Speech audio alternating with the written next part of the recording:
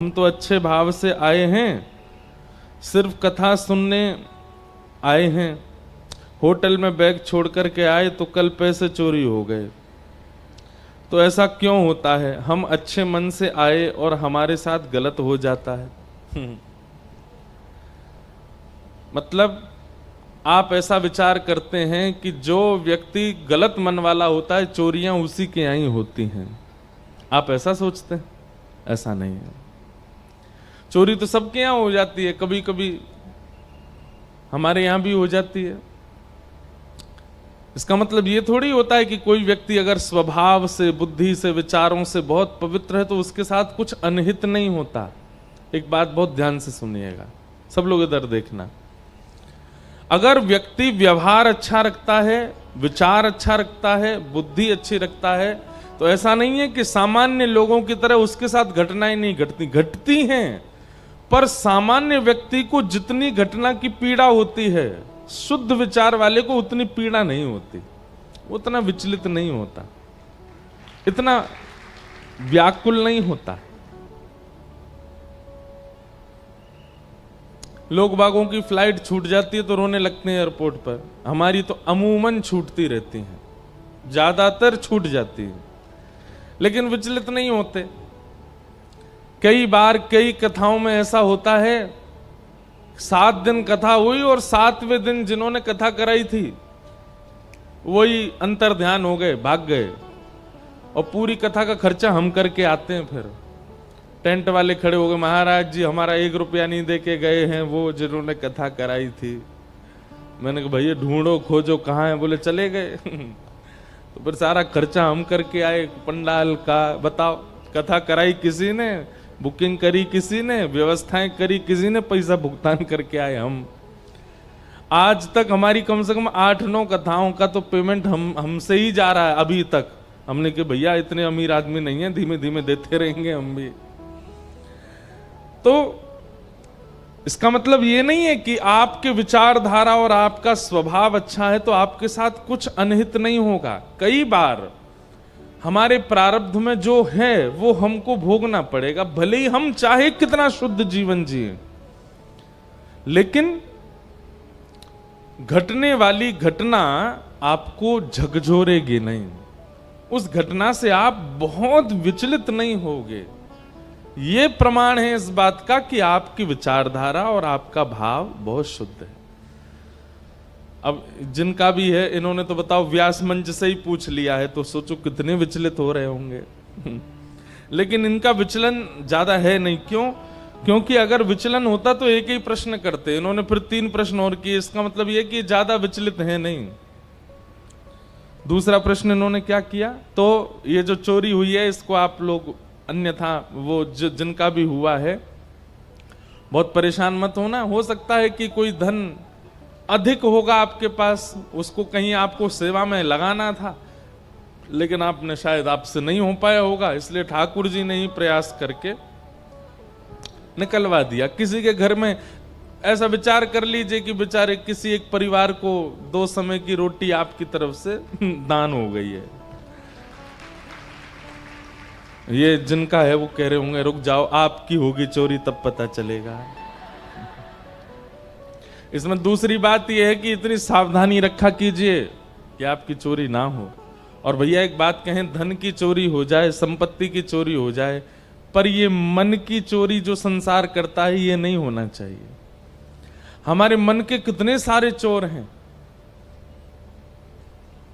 किसी के मन का चोर बड़ा पाव बन गया है, वो बड़ा पाव देखते ही सारे काम छोड़ देता, उसको बड़ा पाव चाहिए। उसका चोर कौन है? बड़ा पाव है।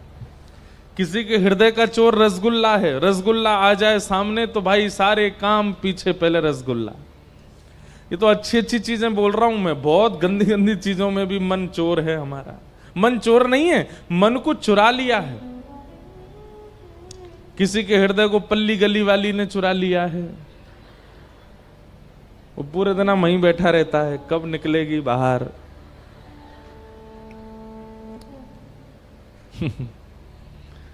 मन का चोर, ये धन चोरी हो जाए, संपत्ति चोरी हो जाए, थोड़ी थोड़ी ये सब हो तो इतना विचलित नहीं होना, पर हमारा मन कोई और ना चुरा ले, मन को तो केवल चित चोर चुरावे, मन को तो केवल हमारे ठाकुर जी चुरावे और कोई नहीं।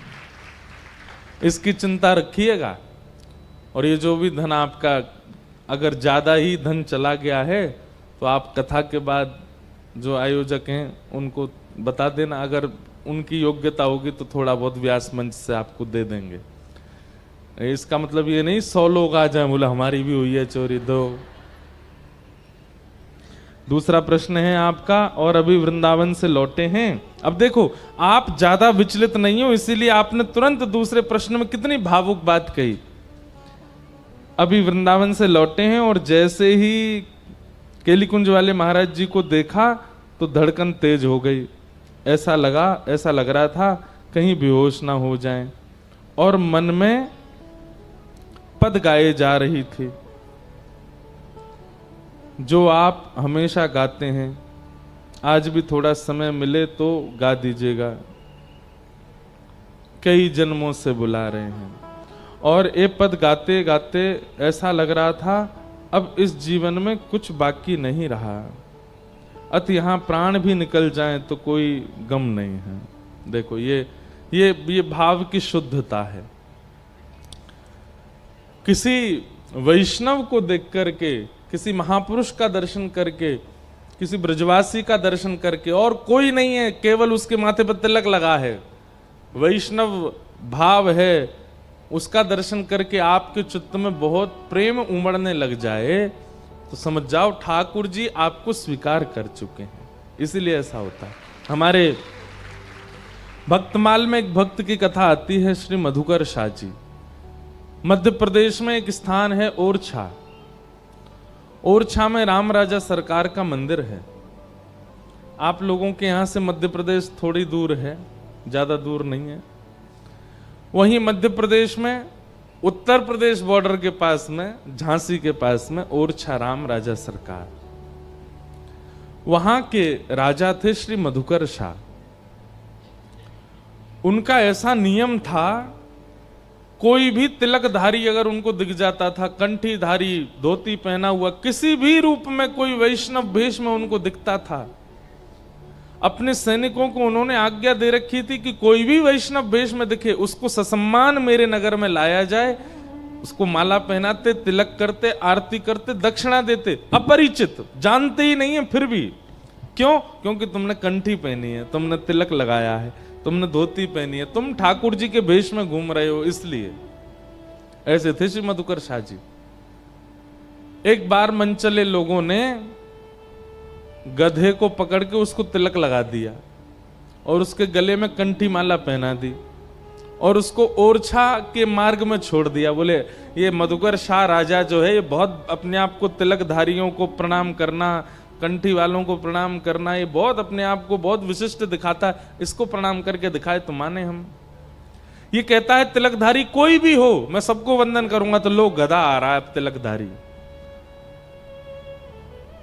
मधुकर शाह ने अपनी ओरछा के परकोटे में सैनिक बैठा रखे थे, और जगह के राजा तो सैनिकों को धनुष बाण लेके बैठाते थे कि कोई आक्रमणकारी आए तो मार देना। लेकिन मधुकर शाह ने पूजा की थाल, माला और दक्षिणा लेकर के बैठा रखे थे। कोई भी संत अगर ओरछा के बाहर से निकले, उनको रोक करके पूछना, अगर अवसर हो तो भीतर लाना, नहीं तो तुम ही लोग वहीं से तिलक, माला और दक्षिणा देकर के विदा कर देना। जैसे ही गधे को आते देखा, तिलक लगा था उसके चेहरे पे, तो जितने सैनिक थे वो थोड़े से घबरा गए। बोले राजा की तो आज्ञा है कि तिलकधारी, कंठीधारी कोई दिखे उसको प्रणाम करना है, अभी गधे को कैसे प्रणाम करें।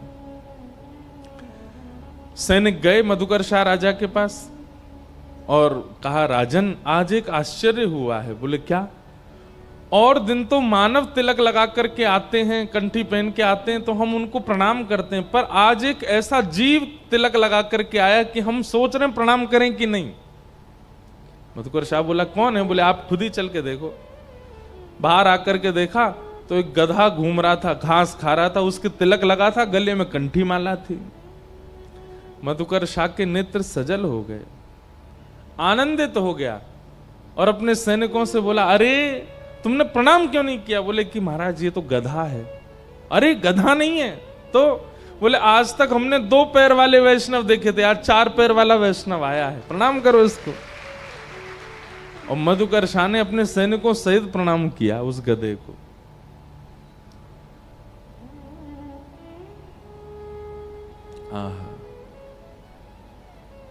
भैया ऐसे वैष्णवों को देख करके यदि मन आनंदित होता है, मन प्रफुल्लित होता है, मन में भाव उमड़ने लगते हैं, नेत्र सजल हो जाते हैं, तो ये समझना चाहिए कि हमसे ठाकुर जी राजी हैं। आपके सामने महाराज कितने बड़े संत आ जाएं, लेकिन आपके चित्त पर कोई फर्क नहीं पड़ता, अपनी स्टाइल में कोई कमी नहीं आती है, अपनी बोली चाली में, देखने में कोई फर्क नहीं पड़ता है, जैसे थे वैसे ही रहे एक वैष्णव के आने के बाद भी, तो समझो ठाकुर जी ने स्वीकार नहीं किया आपको। कई बार मुझे लगता है कि गुरुजनों के सन्मुख गए, सोच करके गए कि उनसे ये पूछेंगे, लेकिन सामने जाते भूल गए क्या पूछने आए थे, और जो पूछने के लिए आए थे वो बिना पूछे ही उनसे उत्तर मिल जाए और आप आनंदित हो जाओ। ये इस बात का प्रमाण है कि ठाकुर जी आपसे प्रसन्न हैं। इसलिए भैया जब कभी भी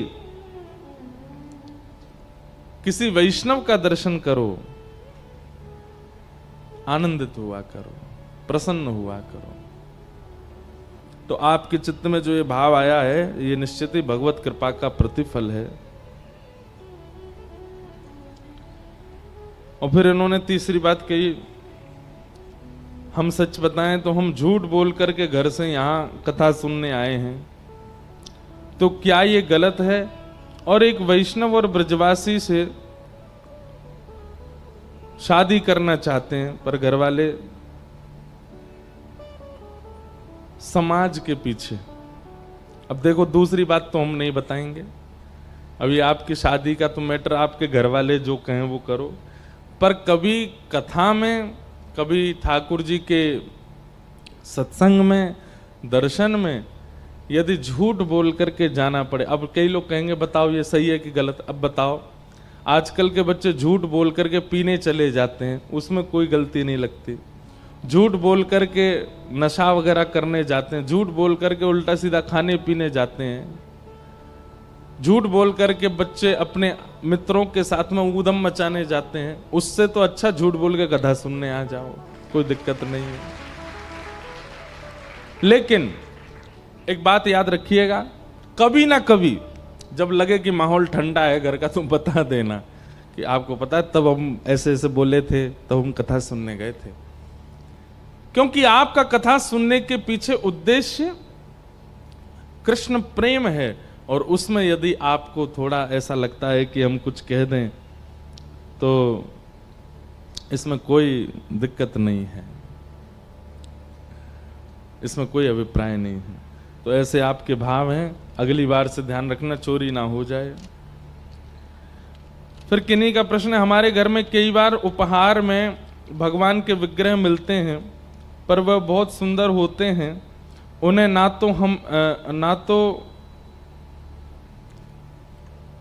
ना तो छोड़ने का मन होता है, ना उनकी सेवा हो पाती है, तो उनका क्या करना है? आपको भी उपहार में कई सारे विग्रह मिलते हैं, तो आप क्या करते हैं?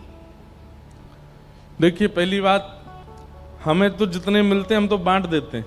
हमारे पास लोग ही इतने आते हैं, एक देके गया, कोई दूसरा तीसरा आता है तो उसको हम दे देते हैं, और कोई हमको बहुत ज्यादा ही भा जाते हैं तो फिर उनको हम भी ले जाते हैं। अपने किसी प्रिय को, जिस पर विश्वास होता है कि ये संभाल के रखेगा, उसको दे देते हैं, जो ले जाते हैं साथ में। क्योंकि इतने सारे स्वरूपों को व्यवस्थित करना बहुत मुश्किल हो जाता है। आपके यहाँ अगर इतने लोग नहीं आते हैं तो ऐसा कीजिए, होली दिवाली आती है, उन सब के लिए रखा करो, सारे रिश्तेदारों को कोरियर कर दो, लो भाई तुम्हारे यहाँ ये विग्रह, तुम्हारे यहाँ ये चित्रपट, हमारी तरफ से स्वीकार करो। ठाकुर जी का स्वरूप है, अगर सेवा हो सके तो घर में करो, नहीं हो सके तो उनको अपने किसी प्रियों को भेज दो, भेंट कर दो, जहां पर वो प्रेम से विराजमान रहे।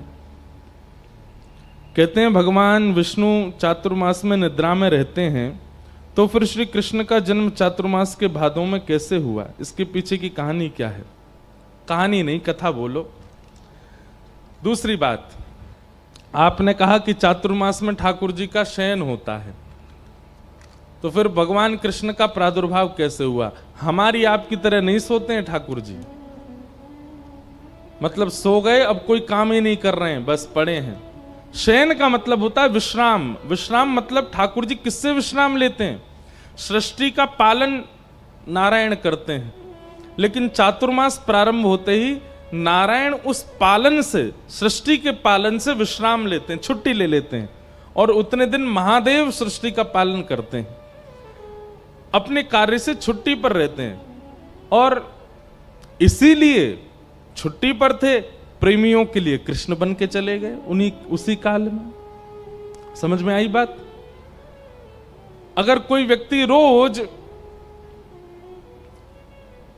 अपने काम पर जाता है और रविवार के दिन वो बढ़िया सूट बूट पहन करके, परफ्यूम लगा करके अपनी किसी प्रिय से मिलने चला गया, और वहां उसको ऑफिस का कोई व्यक्ति मिल जाए और वो कहे, ए भैया तुम तो छुट्टी पे थे, तुम तो लीव पर थे, यहां कैसे आ गए? बोले भाई छुट्टी पर काम से हैं, प्रेमियों के यहां तो जा सकते हैं ना। तो ऐसे ही श्री ठाकुर जी पूरी सृष्टि का पालन करते हैं, परंतु चातुर्मास के समय श्री ठाकुर जी विश्राम में रहते हैं कि भाई अब ये संसार का संभालने का कारभार महादेव आप संभालिए। उस समय ठाकुर जी छुट्टी में, विश्राम में है। इसका मतलब ये नहीं कि वो सो गए 4 महीना बाद उठेंगे। हमारी भावना ऐसी होती है कि पहले दिन ठाकुर जी सोए, अब देव उत्थान एकादशी पर उठेंगे। मूल रूप से भाव ऐसा है कि ठाकुर जी ने अब सृष्टि का कार्यभार महादेव को दिया, अब देव उत्थान एकादशी पर ठाकुर जी कार्यभार स्वयं फिर संभाल लेते हैं। इस बीच में अवकाश में ठाकुर जी अपने प्रियों को आनंदित करने के लिए श्री कृष्ण रूप में पधारे और कृष्ण रूप में आकर के पूरी लीला की, इसलिए ठाकुर जी का प्रादुर्भाव हुआ। ऐसे भाव हैं। ये कुछ प्रश्न आए थे, इन सबको हम प्रणाम करते हैं। और भी कई भाव आए हैं। पूंछरी के लौठा का सारांश बता दीजिए, आप कल भूल गए थे। हमने बता रखा है कई बार। पूंछरी के लौठा श्री हनुमान जी महाराज हैं। ये हनुमान जी महाराज गिरिराज जी की तलेटी में रहते हैं, क्योंकि द्वापर में भगवान ने इनसे कह दिया कि भाई अब 4 युग तक आप केवल कथा सुनो। त्रेता में आपने बहुत सेवा की, अब आप केवल आनंद करो, हमारी लीला का दर्शन करो, अब आपसे श्रम नहीं कराना हमें। लेकिन कृष्ण रूप को देखने के लिए हनुमान जी व्याकुल हो गए, तो पूंछरी के लौठा बनकर के, एक पहलवान बनकर के गिरिराज जी में आके पड़े। ठाकुर जी अपनी गैया चराने रोज गिरिराज जी जाते हैं, और वहां गिरिराज जी में श्री ठाकुर जी ने जैसे ही देखा कि एक पहलवान पड़ा है, तो ठाकुर जी ने जाकर के कही, बाबा तुम खूब पहलवान हो, हम पे राक्षस आक्रमण करते ही रहते हैं, अगर आप कृपा करो हमको पहलवानी सिखा दो। तो ये पूंछरी के लौठा हनुमान जी ठाकुर जी को पहलवानी सिखाते हैं। इतने सारे राक्षस आपके ऊपर आक्रमण करते हैं ताकि उनसे आप डिफेंस कर सको। जब गोवर्धन लीला हुई, सब ब्रजवासियों ने गिरिराज पर्वत की नीचे प्रवेश करके अपने आप को सुरक्षित किया, तो उस समय ठाकुर जी ने जैसे गिरिराज जी धारण किए, तो विशाल गिरिराज जी बीच में, ठाकुर जी तो गिरिराज जी कभी इधर जामे, ऐसे तराजू की तरह हिल रहे थे श्री गिरिराज जी, और बीच में ठाकुर जी खड़े थे। अब जहां की तरफ गिरिराज जी झुके, वहां के ब्रजवासी सब अपनी अपनी छड़ी लगावे, लेकिन छड़ी से 21 किलोमीटर लंबे चौड़े पर्वत पर कोई भार जाएगा? कुछ नहीं होगा। ब्रजवासी बोले, उनको लगी छड़ी तो ही उठ जाएंगे ये, अपनी अपनी छड़ी लगावे। तभी ठाकुर जी कहें, भाई ये ब्रजवासी इतने बोले, छड़ी तो उठा रहे हैं, बताओ गिरिराज जी। तब ठाकुर जी पूंछरी के लौठा पहलवान जी हनुमान जी को आज्ञा करते हैं, आप जाओ। और तब श्री हनुमान जी महाराज दौड़ करके आते हैं, और आकर के सब ब्रजवासियों के साथ वे भी अपना बल लगाते हैं कि गिरिराज जी ऊपर हों। सब ब्रजवासी तब हनुमान जी को देख के कहते हैं, पूंछरी के लौठा की हुप हुप, जैसे जोर लगा के हई सा, ऐसे बोलते हैं ना हम लोग, जोर लगाते हैं तो थोड़ा एक स्वर निकालते हैं, ऐसे ही पूंछरी के लौठा हनुमान जी ने जैसे ही अपनी छड़ी लगाई तो गिरिराज जी ऊपर होने लगे। तो सब ब्रजवासियों को लगा हमारी छड़ी तो ये रे, तो पूछरी के लौटा की उनके आते ही हुप हुप, और जैसे गिरिराज जी ऊपर होते सब कहते प्यारे क्या बात है वंशी वारे, शाबाश है। तो ये श्री पूछरी के लौटा से हनुमान जी हैं। ठाकुर जी जब ब्रज से नाथद द्वार चले गए, आज से 500 वर्ष के आसपास, तब से पूछरी के लौटा हनुमान जी प्रतीक्षा कर रहे हैं ठाकुर जी की, कि ठाकुर जी वापस ब्रजमंडल कब आएंगे। अजब कुमारी बाई के लिए ठाकुर जी गिरिराज जी से नाथद द्वार उदयपुर चले गए। कुछ वर्ष बाद ठाकुर जी के आने की संभावना है। उनकी प्रतीक्षा में आज भी हनुमान जी वहां लेटे हैं। ये श्री हनुमान जी महाराज का ही स्वरूप है, पूछरी के लौटा। तो ये सारे भाव हैं, आप सबके भावों को हम बारंबार प्रणाम करते हैं। बोलो वृंदावन बिहारी लाल की। अब कथा क्रम को हम पूरा कर देते हैं, बहुत लंबी कथा हमारी रह गई। कल तो हम अलग ही भाव में सब बोलते जा रहे थे। कभी कभी भाव हमको आते तो रोज ही है, पर हम बंध जाते हैं कि हमको यही बोलना है, हमको यहाँ तक कहना है। कई बार अपने मन की बात मान लेते हैं तो फिर बहुत सारे भाव आते हैं, तो फिर सबको स्पर्श करते हैं। कल रात्रि खूब विलंब हो गया, कथा के बाद भी कई स्थानों पर जाना हुआ। फिर रात में सब हमारे हम शाम दीवाने सब भाइयों से मिलना हुआ, परिवार वालों से उनके। हम सोए सुबह 4 बजे। उसके बाद फिर हमारे भाई लोग ये सब बैठ गए, कुछ ना कुछ पैकिंग कर रहे हैं, करा कुछ भी नहीं है, बैठे रहे हैं बस। उठा करके सामान सब हमारे, एक तो क्या आप लोग पहनते हो टी शर्ट, वो तो यूं ही हो जाती है गई। हम पहनते बगलबंदी, इसको जैसे 4 टी शर्ट जितनी देर में गई होती है उतने में एक बगलबंदी होती है, उसको व्यवस्थित करना रखना, वो सब कर रहे थे सब। तो 4 बज गए। सोए सुबह हमको उठाने आए तो हमारी आंखें ही नहीं खुले, बड़ी मुश्किल से तो नेत्र खोले। स्नान ध्यान करके ठाकुर जी की सेवा थोड़ी करके आ गए हैं। अब आपके मध्य थोड़े से भाव कुछ कह करके फिर यहाँ से जाएंगे सीधे बम्बई पहुंचेंगे। जाते हमारे 4 इंटरव्यू हैं, एक रिकॉर्डिंग है, पूरी रात आज सोना नहीं है वहां पर भी। फिर कल पंढरपुर जाएंगे, पंढरीनाथ भगवान का दर्शन करेंगे, और परसों से कोल्हापुर में 4 दिन का हरि भक्त चरित्र, कुछ अपने भारत के श्रेष्ठ भक्तों के चरित्रों का कुछ भाव वहां सुनाएंगे। तो हमारा तो जीवन ऐसे ही कर दिया। हमारे ठाकुर जी ने कान पकड़ लिए हमारे और कह रहे हैं तो पे और कोई काम नहीं है, तू 24 घंटा केवल मेरो ही भजन करतो रहे, मेरी कथा सुना, मेरी बात कर, मेरे ही संग बैठो रहे। हमको सोने भी नहीं दे रहे हैं लाल जी की, नहीं तू तो केवल मेरो चिंतन कर। ये सौभाग्य है हमारा कि हम पे और कोई काम है ही नहीं है, हम केवल ठाकुर जी का नाम गाते रहते हैं, कथा सुनाते रहते हैं, उन्हीं की बातें करते रहते हैं। ये आनंद है। इसीलिए विश्राम ना मिलने पर भी ज्यादा विचलित नहीं होते, प्रसन्न रहते हैं।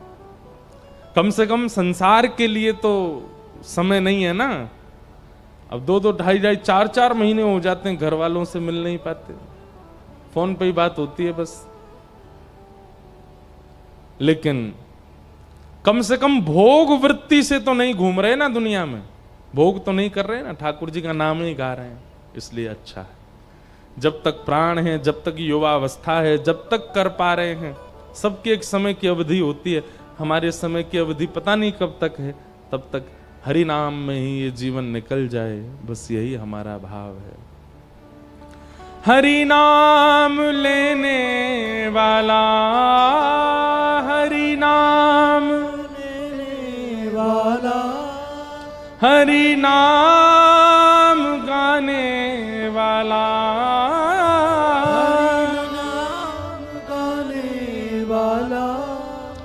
हरि का है प्यारा,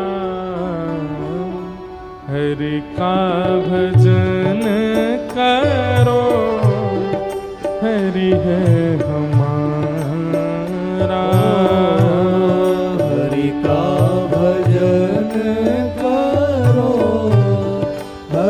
है हमारा। ओ हरि का भजन करो, हरि है हमारा। हरि का भजन करो, गाओ सब लोग। हरि है हमारा। हे हरि नाम लेने वाला,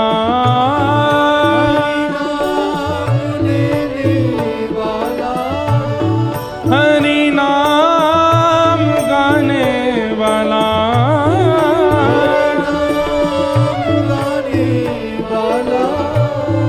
हरि का है प्यारा, हरि का भजन करो, हरि है हमारा। हरि का भजन करो, हरि है हमारा। हे कोई कहे राधे श्याम, कोई कहे सीताराम, कोई कहे राधे श्याम, कोई कहे सीताराम। कोई कहे राधे श्याम, कोई कहे सीताराम। कोई कहे राधे श्याम, कोई कहे सीताराम। कोई गिरधर गोपाल, कोई राधा माधव लाल। कोई गिरधर गोपाल, कोई राधा माधव लाल। यही हरि दीन बंधु, यही हरि दीन बंधु, यही हरि करुणा सिंधु। यही हरि करुणा सिंधु। नमो बारंबार, हरि का भजन करो, हरि है हमारा। हरि का भजन करो, हरि है हमारा। ओ हरि का भजन करो, हरि है हमारा। हरि का भजन करो, हरि है हमारा। हे हरि नाम लेने वाला, हरि नाम लेने वाला, हरि नाम गाने वाला, हरि नाम गाने वाला। ओ हरि का है प्यारा, हरि का भजन करो, हरि है हमारा। हरि का भजन करो, हरि श्री पंडरीनाथ भगवान की जय हो।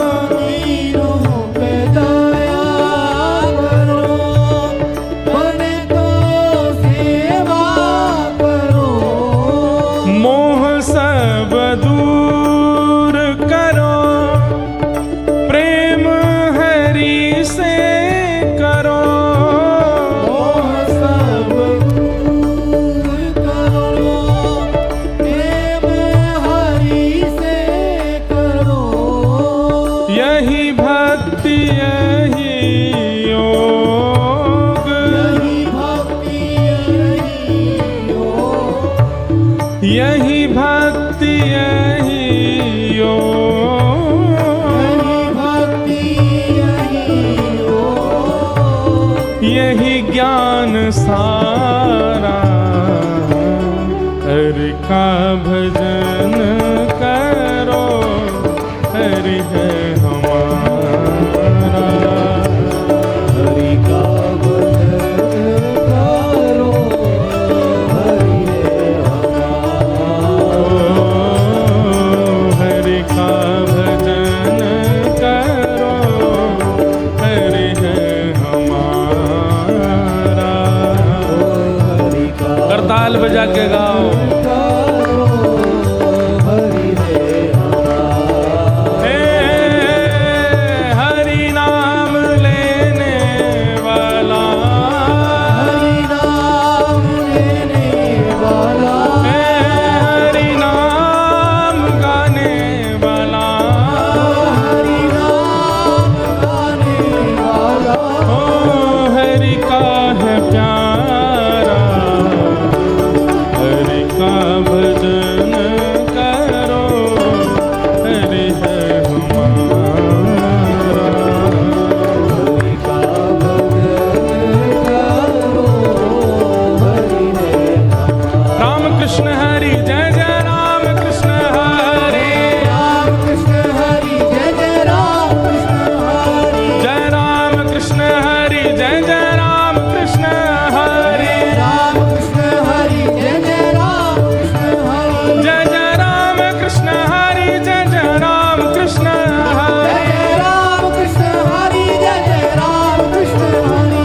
जय जय राम कृष्ण हरि जय जय राम कृष्ण हरि। जय राम कृष्ण हरि जय जय राम कृष्ण हरि। हे राम कृष्ण हरि बोलो राम कृष्ण हरि, राम कृष्ण हरि बोलो राम कृष्ण हरि। राम कृष्ण हरि जय जय राम कृष्ण हरि, राम कृष्ण हरि बोलो राम कृष्ण हरि। जय राम कृष्ण हरि बोलो राम कृष्ण हरि, जय राम कृष्ण हरि बोलो राम कृष्ण हरि। जय जय राम कृष्ण हरि बोलो राम कृष्ण हरि, राम कृष्ण हरि बोलो राम कृष्ण हरि। राम कृष्ण हरि बोलो राम कृष्ण हरि, राम कृष्ण हरि बोलो राम कृष्ण हरि। जय राम कृष्ण हरि बोलो राम कृष्ण हरि, राम कृष्ण हरि बोलो राम कृष्ण हरि। जय जय राम कृष्ण हरि बोलो राम कृष्ण हरि, जय राम कृष्ण हरि बोलो राम कृष्ण हरि। जय जय राम कृष्ण हरि बोलो राम कृष्ण हरि, जय राम कृष्ण हरि जय जय श्री राधे, जय जय श्री राधे, जय जय श्री राधे।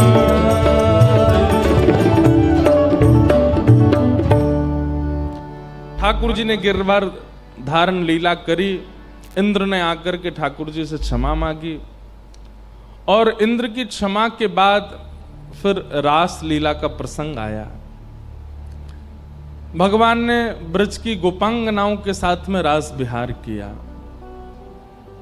मैं हर कथा में कहता हूं कि रास का मतलब नृत्य नहीं होता। कल मैंने बहुत व्याख्या की थी कि रास का मतलब क्या होता है। कोई विशिष्ट व्यक्ति अपनी प्रभुता भूल करके अपने प्रेमी के लिए बहुत सहज हो जाए, उसको रास कहते हैं।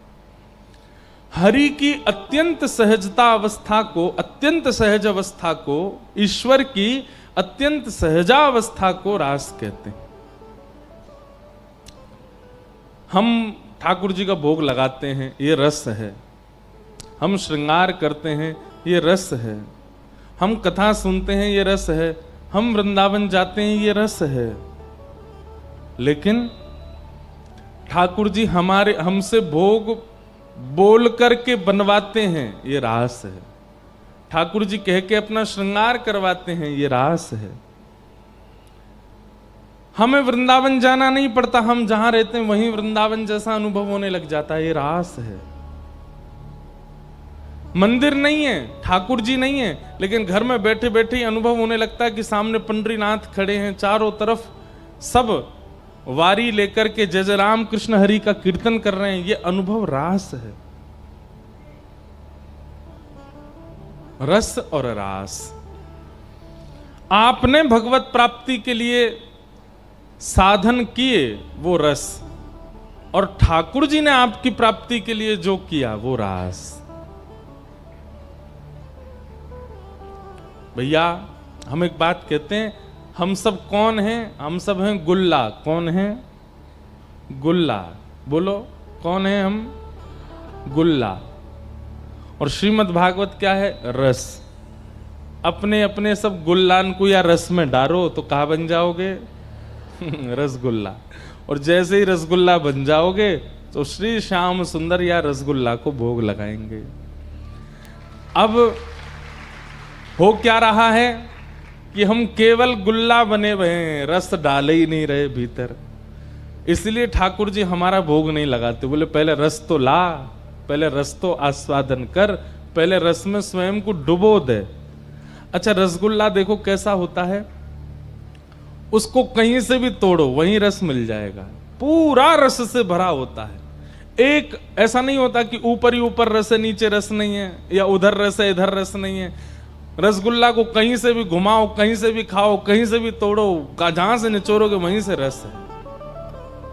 हम लोग पता कैसे हैं? हम लोग कभी कभी पर्टिकुलर टाइम पे ही रस लाते हैं अपने अंदर। अभी भुसावल में कथा हुई तो 7 दिन हम लोग ना तो प्याज खा रहे थे, ना गार्लिक खा रहे थे, ना कुछ कर रहे थे ऊट पटांग। और घर में कोई बात भी ऐसी होती थी, अरे भाई अभी कथा चल रही है, अभी कोई नहीं, 7 दिन बाद देखेंगे जिसको देखना है। हमारा रस कैसा? पर्टिकुलर टाइम में ही रस आता है हमारे अंदर। पर भाई रसगुल्ला खाने वाला तो कभी भी खा सकता है ना, वो ये थोड़ी देखेगा वो तभी रस होएगा तब खाऊंगा। हम कोई आम थोड़े ही है कि सीजन आएगा तभी हमें रस आएगा। रसगुल्ला वो तो हमेशा रस से भरा रहता है।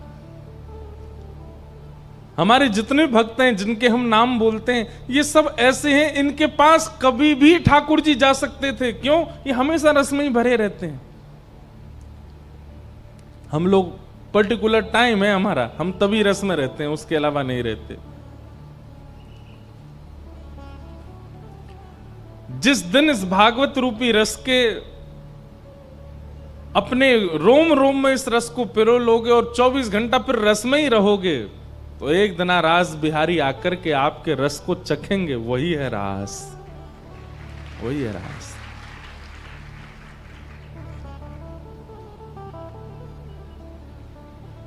भगवान ने गोपियों के साथ रास विहार किया। देवादिदेव महादेव भी पधारे गोपी बनकर के। बोल गोपेश्वर महादेव की। और ब्रज वृंदावन में सुंदर रास हुआ।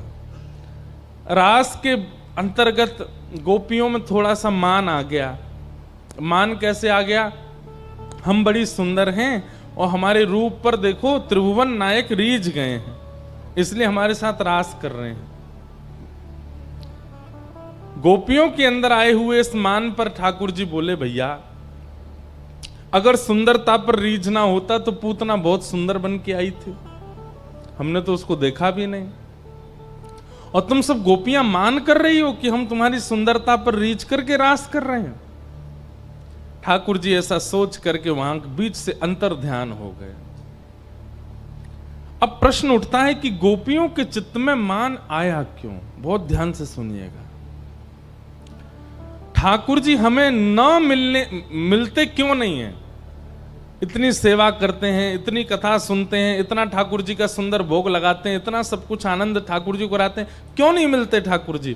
क्योंकि ठाकुर जी को अभी भी संशय है हमारे ऊपर कि कहीं मैं मिल गया इसको मान हो जाएगा कि देखो मेरी भक्ति की पराकाष्ठा, ठाकुर जी मिल गए। अरे महाराज, ठाकुर जी मिलना तो बहुत दूर की बात, कोई व्यक्ति 7 दिन नियमित रूप से अगर कथा सुन लेता है ना तो उसको मान हो जाता। बोले एक दिन भी मैंने नागा नहीं किया, महाराज जी से पहले आ जाता था कथा में, और महाराज जी जाते उसके बाद जाता था कथा से। और भली चलाई कई लोग तो व्रत और कर लेते हैं, कथा में भी फलाहार करते हैं 7 दिन। फलाहार करते हैं, जमीन पर सोते हैं, तो उनको और ज्यादा मान हो जाता है। वो बात बात पर यही बताते रहते हैं, बोले कथा तो सब भुसावल वालों ने सुनी पर मेरी जैसी नहीं सुनी होगी। फलाहार करके नीचे जमीन में सो के कथा सुनता था मैं। हमको इतनी सी बात पे मान हो जाता है कि हमने कथा सुनी तो ठाकुर जी मिल गए तो फिर भैया सबसे, आज तो सोशल मीडिया का जमाना है, आज ठाकुर जी मिलेंगे सबसे पहले हम कहेंगे बाकी बात बाद में होगी, पहले सेल्फी होगी और सारे सोशल मीडियाओं पर डलेगी, देखो ठाकुर जी मुझसे मिले। आजकल हमारी स्थिति ऐसी है, कोई व्यक्ति कितना भी रोता हुआ दिखता ना, हमको महाराज जी से मिलना है। मैंने किया, हमको पता है क्यों मिलना, आओ कैमरा निकालो, फोटो खींचो, और फोटो खींचते ही वो ठीक हो जाता है, जाओ, हमें पता है कि इसीलिए हो। तो आजकल तो ऐसा जमाना और है, आदमी को अगर ठाकुर जी चुपचाप भुसावल में मिलकर के चले गए, रात में मानो ठाकुर जी आए, आपको सोते हुए को उठा, ए देख तेरी भक्ति से प्रसन्न होकर मैं आया हूं, चल अब मेरे साथ बैठ, और आप उस समय ठाकुर जी के संग बैठे और ठाकुर जी थोड़ी देर बाद चले गए, तो आप रोने लग जाओगे, ठाकुर जी मैं किसी को बता तो पाया ही नहीं कि आप मिले मुझे, और अगर बोल के बताऊंगा तो कोई मानेगा नहीं, प्रमाण मुझ पे है नहीं। ठाकुर जी कहेंगे बताना क्यों, बोले अरे आपको नहीं पता, बिना बताए तो काम चलेगा ही नहीं ना।